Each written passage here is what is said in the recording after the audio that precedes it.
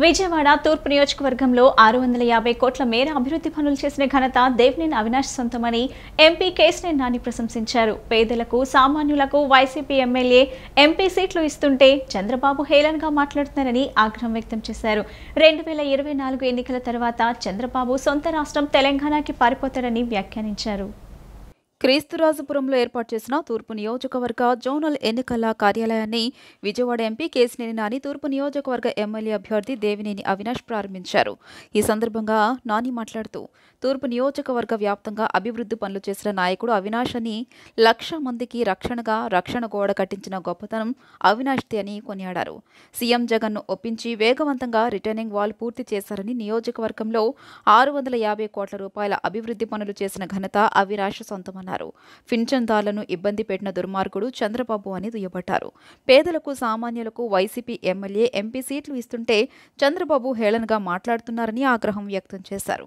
2024 ఎన్నికల తర్వాత చంద్రబాబు సొంత రాష్ట్రం తెలంగాణకి పారిపోతాడని వ్యాఖ్యానించారు. శవ రాజకీయాలకి చంద్రబాబు పెట్టింది పేరని, కుట్ర రాజకీయాలు, నీచ రాజకీయాలకి కేర్ ఆఫ్ అడ్రస్ చంద్రబాబు అని తీవ్ర విమర్శలు చేశారు. పింఛన్లు పంపిణీ నిలిపివేసింది చంద్రబాబు అని ఆరోపించారు. అనంతరం దేవినేని అవినాష్ మాట్లాడుతూ, నియోజకవర్గంలో పలు డివిజన్లకి చెందిన జోనల్ కార్యాలయాన్ని నేడు ప్రారంభించామన్నారు. రాబోయే రోజుల్లో తూర్పు నియోజకవర్గంలో వైసీపీ జెండా ఎగురవేస్తామని ధీమా వ్యక్తం చేశారు. జిల్లా వ్యాప్తంగా భారీ మెజారిటీతో సీట్లు గెలవబోతున్నామని, ఇక్కడ ప్రజలు వైసీపీని గెలిపించడానికి సిద్ధంగా ఉన్నారని అన్నారు. అట్లాగే ఈ మధ్యకాలంలో మీరు చూశారు, పేదలకి, సామాన్యులకి జగన్మోహన్ రెడ్డి గారు ఎమ్మెల్యేలని, ఎంపీలని చేస్తారంటే ఆయనకి ఎగతాళిగా ఉంది. టిప్పర్ డ్రైవర్ ఎమ్మెల్యే ఎట్లా అవుతాడు, సామాన్యుడు ఎంపీ ఎట్లా అవుతాడు అని ఎగతాళి చేస్తుంది కూడా మీరు చూశారు. సింగనమల నియోజకవర్గంలో పేదల పట్ల ఒక చిన్న చూపు చంద్రబాబు నాయుడికి, అది మరొకసారి రుజువైంది. అట్లాగే వృద్ధుల పట్ల, పెన్షన్దారుల పట్ల, ముఖ్యంగా వాలంటీర్ల పట్ల ఆయన చేస్తున్నటువంటి కార్యక్రమాలు కూడా ఈ ప్రజా వ్యతిరేక కార్యక్రమాలన్నీ మనం చూస్తున్నాం.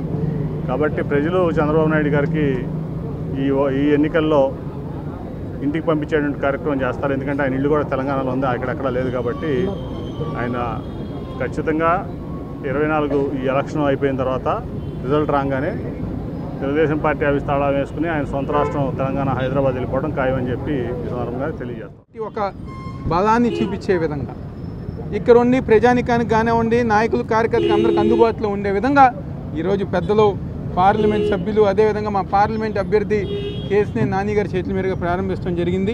గుండ్రల ప్రాంతానికి, తూర్పు నియోజకవర్గానికి సంబంధించిన పెద్దలందరూ గారు ఈ కార్యక్రమానికి హాజరయ్యారు. ఏది ఏమైనా ఇందాక పెద్దలు చెప్పిన విధంగా రాబోయే రోజుల్లో తూర్పు నియోజకవర్గంలో, అదేవిధంగా ఈరోజు విజయవాడ జిల్లాలో, ఎన్టీఆర్ జిల్లాలో తప్పకుండా వైఎస్ఆర్ కాంగ్రెస్ పార్టీ జెండా ఎగరవేస్తామని చెప్పని, మరీ ముఖ్యంగా తూర్పు నియోజకవర్గంలో మా నాయకులు కానివ్వండి, మా కార్యకర్తలు కానివ్వండి, ప్రతి ఒక్కరు గారు ఎంతో ఉత్సాహంగా ఈరోజు రేపు జరగబోయే ఎన్నికలకి ఎంతో సిద్ధంగా ఉన్నారని చెప్పని, తెలుగుదేశం పార్టీ గత 5 సంవత్సరాలు చేసిన మోసాలు, అన్యాయాలన్నీ కూడా ప్రజానికం ముందు పెట్టి రాబోయే రోజుల్లో ఈ నియోజకవర్గంలో వైఎస్ఆర్ కాంగ్రెస్ పార్టీ జెండా ఎగరవేస్తామని చెప్తూ సెలవు.